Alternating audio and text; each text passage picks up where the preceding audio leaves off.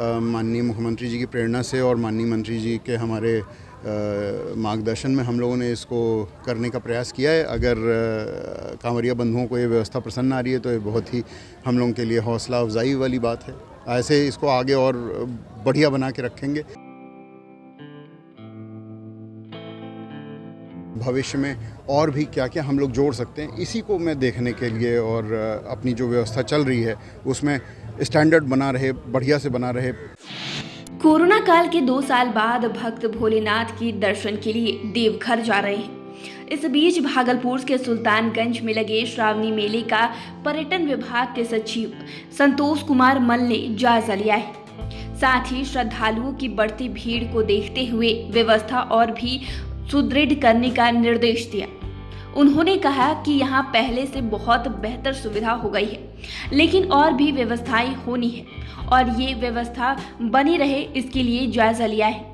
इस दौरान उनके साथ जिलाधिकारी भी मौजूद रहे हैं। देखिए, जैसे आपने देखा होगा पिछले हफ्ते जब बक्सर जिले में ब्रह्मपुर में बाबा ब्रह्मेश्वर स्थान जो है, बाबा ब्रह्मेश्वर नाथ मंदिर, उसके विकास कार्यों के शिलान्यास माननीय मुख्यमंत्री जी के कर कमलों द्वारा किया जा रहा था, तो उन्होंने सभी को बहुत विस्तार से बताया था कि किस प्रकार से पिछले कुछ एक वर्षों में कांवरिया श्रद्धालुओं के लिए सुल्तानगंज से लेकर के देवघर के रास्ते में अनेक स्थानों पर किस प्रकार श्रद्धालुओं के सुविधा के लिए नए कांवरिया पथ जो कि कच्चा है, जिसमें चलने में सुविधा रहती है, उसके अलावा अनेक स्थानों पर रेन शेल्टर और कैफेटेरिया और बैठने के स्थान और 3000 से भी अधिक बेंचेस और लुल्हा में, चाहे चिहुजोर में, चाहे सुइया में,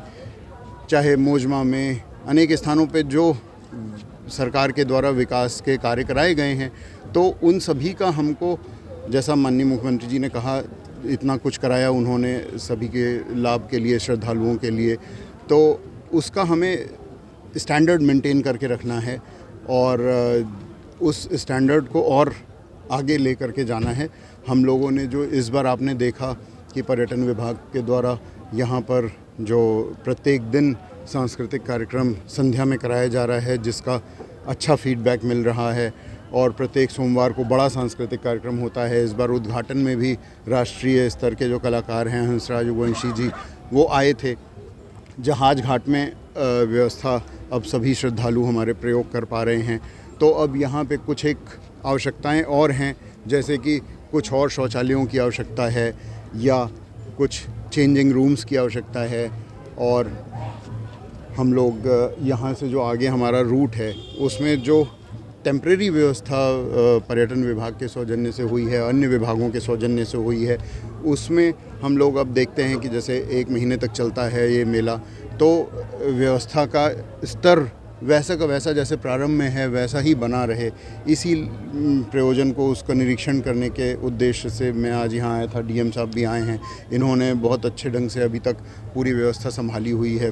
लगभग प्रत्येक दिन आते हैं और व्यवस्था देखते हैं।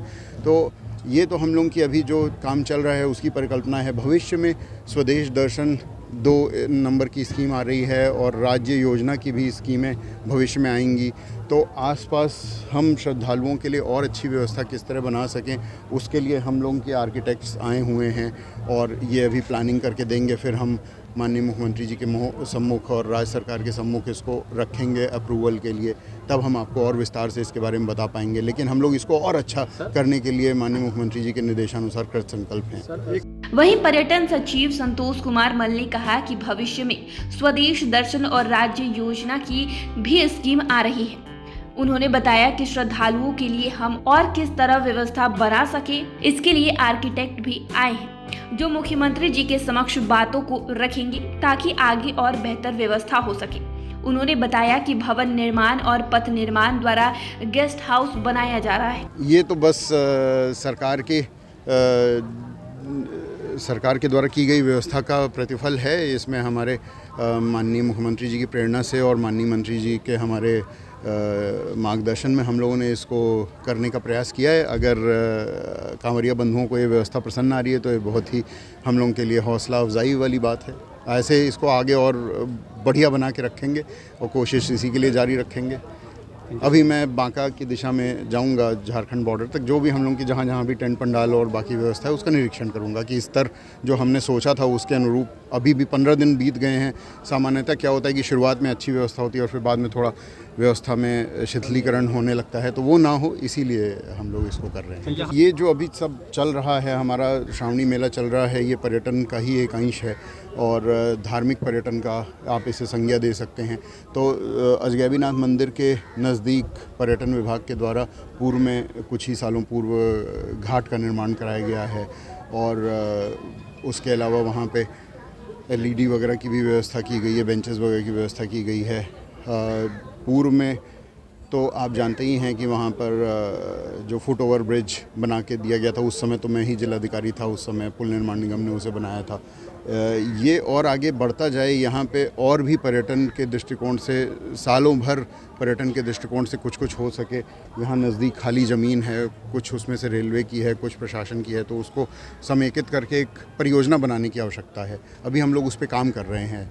देखिए, अभी जैसा हमारे DM साहब ने भी बताया कि पथ निर्माण विभाग के द्वारा यहाँ पे गेस्ट हाउस बन रहा है, बनने की कार्रवाई शुरू हो गई है। भवन निर्माण विभाग के द्वारा भी गेस्ट हाउस बनने की कार्रवाई शुरू हो गई है।